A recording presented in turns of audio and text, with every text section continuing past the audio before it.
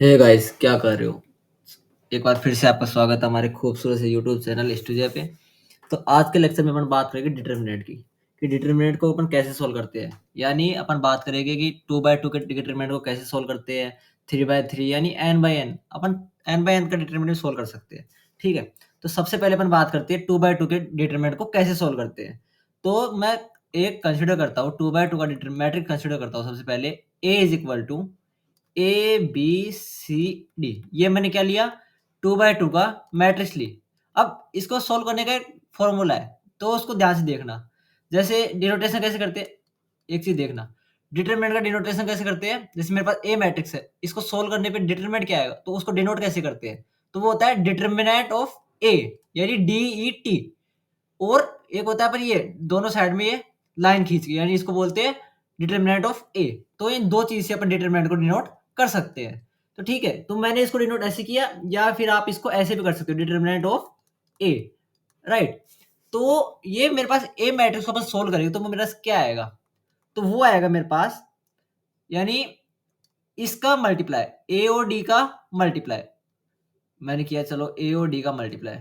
फिर मैं करूंगा बी और सी का मल्टीप्लाई। ठीक है, फिर मैंने किया बी और सी का मल्टीप्लाई। अब बीच में ध्यान रखना कि साइन क्या आएगा, साइन क्या आएगा?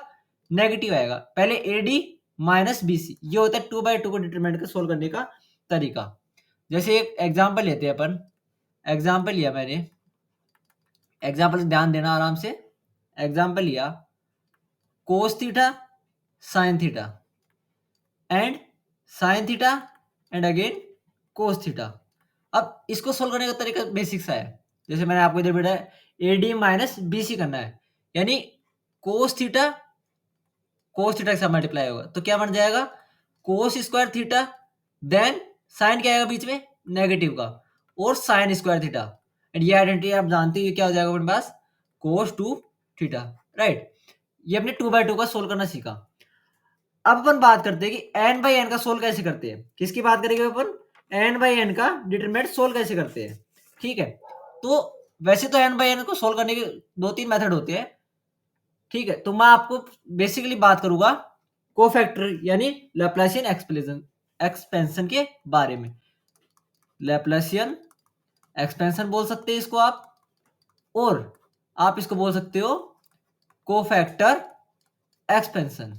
ठीक है, तो चलिए अभी हम बात करते हैं कोफैक्टर क्या होता है। अब आप बोलोगे सर ये कोफैक्टर क्या होता है? तो कोफैक्टर देखो, मैं एक 3/3 की मैट्रिक्स कंसीडर करता हूं। मैंने लिया A B C D E F G H and I, ये मैंने क्या ली? 3/3 की मैट्रिक्स ली।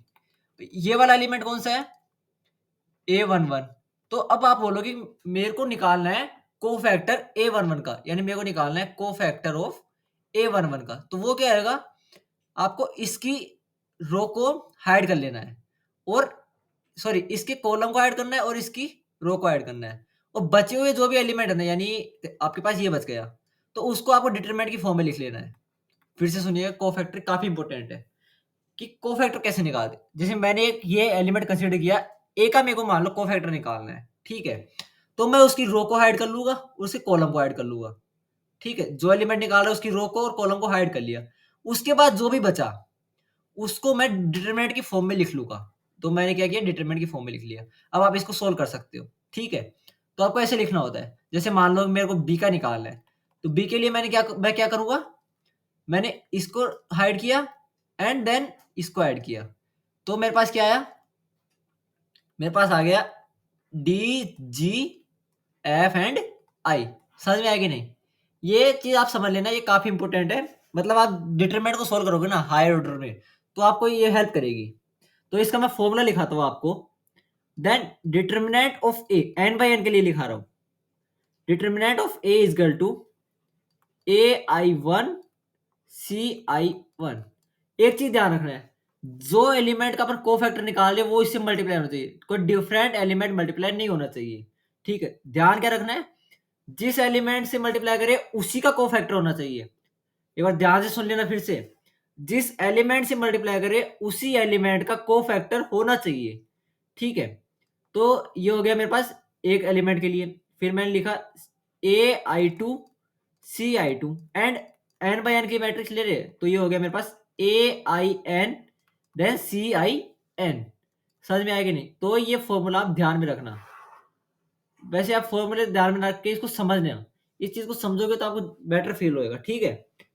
और एक चीज ध्यान रखना, को फैक्टर में साइन इंपोर्टेंट मैटर करता है। जैसे मैंने मान लो कि ए वन वन के निकाला, तो इसका फॉर्मूला लिखा तो मैं को factor that is equal to -1 की पावर आई प्लस जे। तो इससे आप एक चीज समझ गए होगे, अगर इनका सम ओड रहा तो नेगेटिव आएगा, इवन रहा तो नेगेटिव नहीं आएगा। यानी ओड एलिमेंट पे जो आएगा उसका नेगेटिव को फैक्टर आएगा, एंड इवन पे जो आएगा उसका नेगेटिव साइन नहीं आएगा, ठीक है। एंड डिटर्मिनेंट ऑफ ए आई जे। अभी एक क्वेश्चन करते हैं, उससे आपका डाउट क्लियर हो जाएगा, ठीक है। चलिए क्वेश्चन पे आ जाइए। क्वेश्चन है मेरे पास एम इजगल टू ये वाली मैट्रिक्स दे रखी। अब आप सोच सारी गंदी सी मैट्रिक्स दे रखी है हमको, तो इसमें तो क्या होता है कितनी रो कितने कॉलम दे रखे, यानी ठीक है। तो एक चीज ध्यान रखना आपको, जब भी आप मैट्रिक्स सोल्व करते हो, डिटरमिनेंट को सोल्व करते हो, तो वो रो को चुनना जिसमें सबसे ज्यादा जीरो हो। क्या बोला मैंने? वो रो चुननी है आपको जिसमें सबसे ज्यादा जीरो हो। तो मेरे को दिख रहा है इसमें साफ साफ कि लास्ट वाली जो मेरे पास रो है ना, उसमें सबसे ज्यादा जीरो है। तो मैं इसके लॉन्ग सोल्व कर लेता हूँ। अब आप बोलोगे कि इसके लॉन्ग सोल्व करने का फायदा क्या हुआ? तो फायदा ये है, जैसे आप एलिमेंट से कोफैक्टर को मल्टीप्लाई करते हो, क्या करते हो? एलिमेंट से कोफैक्टर को मल्टीप्लाई करते हो। अगर एलिमेंट ही जीरो है तो कोफैक्टर अपने आप मल्टीप्लाई होकर जीरो हो जाएगा ना, तो टर्म सोल्व करने की आपको दिक्कत नहीं आएगी। जैसे मैं लिखता हूं डिटर्मिनेंट ऑफ एम, और determinant of M that is equal to last row का एलिमेंट लिखा। यार आप इसका कोई सा कोफैक्टर लो, ये जीरो से मल्टीप्लाई होकर जीरो बना देगा पूरी टर्म को, तो मैं इसको कोफैक्टर सोल्व नहीं करूंगा, ठीक है। एंड सेकंड एलिमेंट भी zero, then third and then fourth. अब बात आती है इस एलिमेंट की, यानी ये कौन सा एलिमेंट है?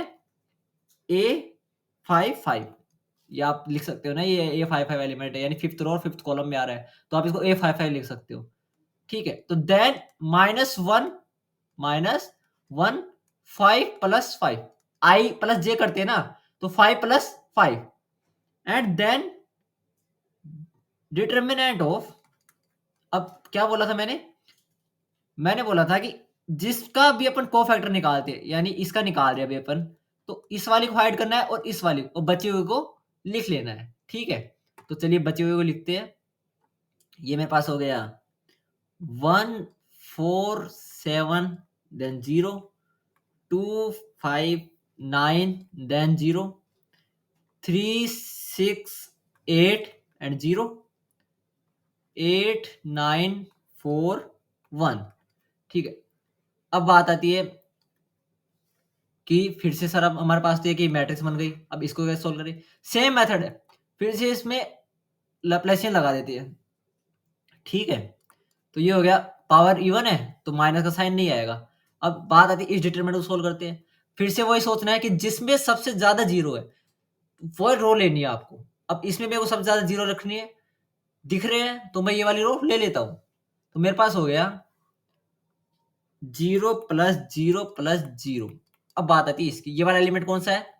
ए 4 4, यानी पावर में क्या आ जाएगा 4 प्लस 4। अब आएगा डिटर्मिनेंट ऑफ, इसको आपको हाइड करना है और इसके कॉलम को और इसके रो को ऐड करना है। तो ये मेरे पास आ गया 1 4 7 2 5 9 3 6 8, राइट। देखो धीरे धीरे सिंप्लीफाई होता जा रहा है ना, पहले 5 बाई 5 का था, फिर 4 बाई 4 का आ गया, अब 3 बाई 3 का आ गया। सिंप्लीफाई हो रही है चीजें, जैसे जैसे आप स्टेप करोगे चीजें सिंप्लीफाई अपने आप होती जाएगी, ठीक है। तो अब पावर फिर से 1 है तो फिर से नेगेटिव नहीं आएगा। अब बात आती है इसको सोल्व करना, तो इसको आप किसी के भी लॉन्ग सोल्व कर लो, क्योंकि इसमें किधर भी जीरो नहीं है, ठीक है। तो मैं पहली रो के लॉन्ग सोल्व कर लेता हूं, तो मेरे पास आ गया 1। अब इसका कोफैक्टर, ठीक है, अब इसका कोफैक्टर यानी -1 की पावर, ये कौन सा एलिमेंट है? ए 1 1, तो पावर में क्या आएगा 1 plus 1 and determinant of this, यानी इसका डिटर्मिनेंट क्या आएगा 5 6 9 and 8, right. Minus sorry plus 2, then -1 की पावर, ये कौन सा एलिमेंट है? ए 1 2, तो पावर में क्या आया 1 plus 2, then determinant of 4, 7, 6 and 8, right? And plus का 3 माइनस 1 की पावर 3 माइनस 1 की power 3 plus 1, then determinant of 4, 5, 7 and 9, right? अब इसको आप सोल्व कर लीजिए। ये तो 2/2 का तो मैंने आपको सोल्व करना बताया है ना, तो इधर आ जाएगा 2/2 को इसको सोल्व करने पे ओवरऑल 2/2 को आप सोल्व कर सकते हो। तो मैं आपको डायरेक्ट आंसर बताता हूँ, इसका आंसर आया नो, ठीक है? तो आज के लेक्चर में हमने क्या सीखा कि डिटरमिनेंट को सोल्व कैसे करते हैं, यानी 2/2 के डिटरमिनेंट को n/n के डिटरमिनेंट कैसे सोल्व करते हैं। तो आप बेसिक कुछ नहीं करना, आपको कोफैक्टर एक्सप्रेशन ध्यान में रखनी है कि जिस एलिमेंट का कोफैक्टर लेते हैं उसको उसी से मल्टीप्लाई करना है, ठीक है? ये काफ़ी इंपॉर्टेंट चीज़ थी।